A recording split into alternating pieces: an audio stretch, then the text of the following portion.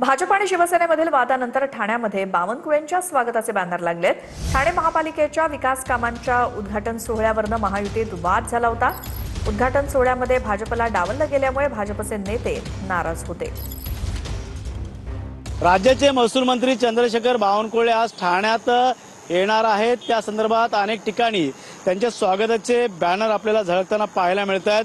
पाहायला गेलं तर 2 दिवसापूर्वीच ठाणे शहरामध्ये विविध विकास कामाच्या संदर्भात उद्घाटन सोहळा राज्याचे उपमुख्यमंत्री एकनाथ शिंदे यांच्या हस्ते पार पडला होता। मात्र MMRD असेल या महानगरपालिकेच्या वतीने रीतसर तसं आमंत्रण या निमंत्रण पत्रिका जे ते भाजपचे आमदार संजय केळकर असेल, निंजन डावकर असेल, उपमहापौर कृष्णा पाटील यांना न दिल्यामुळे या ठिकाणी युतीमध्ये उद्घाटन प्रसंगी आपल्याला वाद पाहायला मिळाला होता। या संदर्भातली तक्रार जे ते भाजपचे आमदार निरंजन डावकर हे चंद्रशेखर बावनकुळे असेल वरिष्ठांना करणार आहेत।